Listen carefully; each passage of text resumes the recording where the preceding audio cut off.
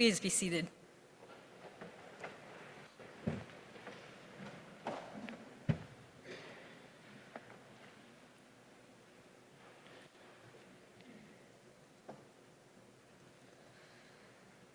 The other day, when I came home from work, I noticed these little clumps of dried mud on the kitchen floor.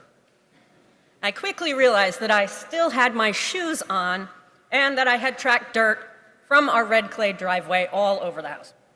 So I followed the clumps around with a dustpan, and then I took off the offending shoes, took them outside, and clapped them together to remove any remaining dirt. This got me thinking about dirt in general, and how I really should shake out the welcome mat and perhaps vacuum the living room, and that the porch could really use a good sweeping. And because I think like an 8-year-old, this reminded me of an old Peanuts comic strip in which Charlie Brown asks Pigpen if he's ever heard the saying, "Cleanliness is next to godliness." Poor Pigpen replies that for him, cleanliness is next to impossible. As his name implies, Pigpen is a perpetually dirty mess. His hair is disheveled, his already brown overalls are filthy, and a thick cloud of dirt and dust follows him wherever he goes. Charles Schulz once described Pigpen as a human soil bank, and Pigpen himself concedes that he must be cloaked with the dust of countless ages. And yet, Pigpen is as irresistible as he is repellent. He acknowledges his shortcomings, his dirt, but he is confident, and he treats others with dignity and respect, even those who treat him poorly. Pigpen is possibly the dingiest character in all of comic history, but he is also the picture of humility. I suppose this shouldn't be surprising, since the words humility and humble and human come from Latin words for ground, earth, dirt. The name God gives to the very first human, Adam, means literally the one formed from the ground in Hebrew. We come from the dirt. We live on it, and eventually we will return to it. So comparing our spiritual fitness to dirt makes good biblical sense. It also makes me uncomfortable.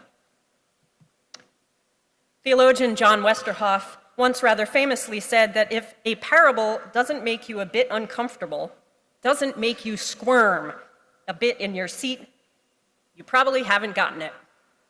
Well, the parable of the sower definitely makes me squirm, and I don't think I get it. However, it is helpful to know that in the chapters leading up to today's gospel, Jesus is in the process of sending the disciples out into the world, and he is clear about what they should do if they encounter people who refuse to listen to their good news. Shake the dust from your sandals, he says, and leave that town forever. Knocking the dirt from your feet is the biblical equivalent of washing your hands of a person or situation, relieving yourself of responsibility because there is just no hope of redemption. So when Jesus delivers the parable of the sower, he is preparing the disciples for the realities of missionary work. They are venturing out into the unknown where they are certain to encounter dirt of all kinds. Their objective is to spread the gospel to the largest audience possible, and this means being able to discern where they are welcome and where they're not. So naturally, they need some categories. This also makes me uncomfortable. So I looked this up. According to the Audubon Society, there are an estimated 70,000 different types of dirt just in the United States alone. But in Jesus' parable, and here's the uncomfy part, there appear to be two: good dirt and bad dirt.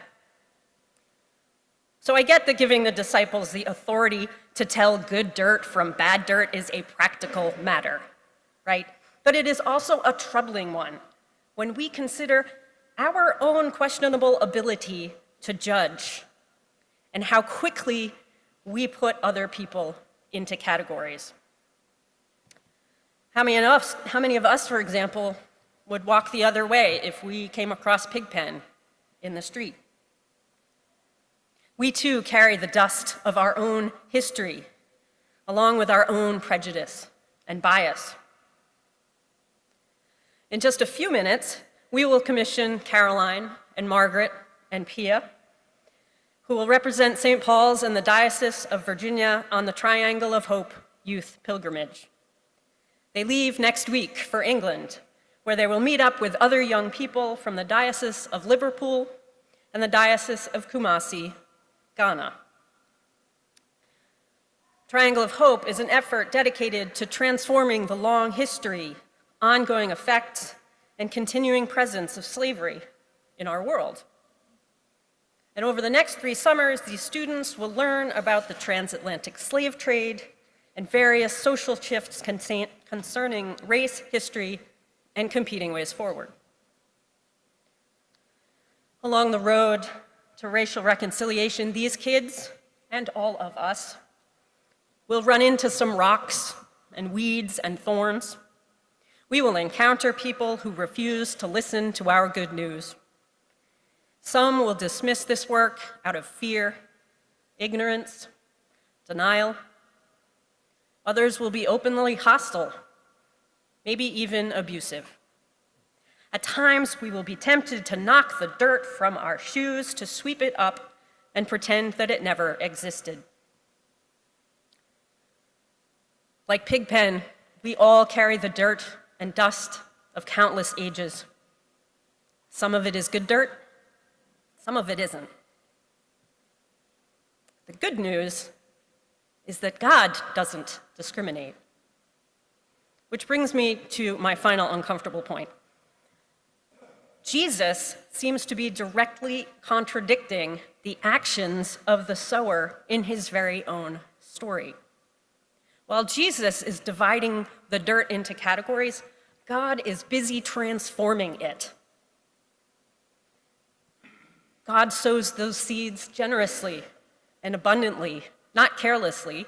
He sows them even over that dirt that's full of rocks and weeds and thorns. God isn't intimidated by the hungry birds and the scorching sun, the torrential rains, or any of those things that get between us and God. God sows those seeds not in spite of the rocks and weeds and thorns, but because of them. And even when we aren't open to the good news that God is sowing, God does not knock the dirt from his sandals and leave town. No, instead, God tends to our humanity in all of its messiness. Cleanliness may be next to impossible, but godliness isn't, because the dirt from which we came and to which we will eventually return is God's. Friends, we are not good dirt or bad dirt. We are God's dirt. We are God's dirt. That is the best category any of us could hope for. Amen.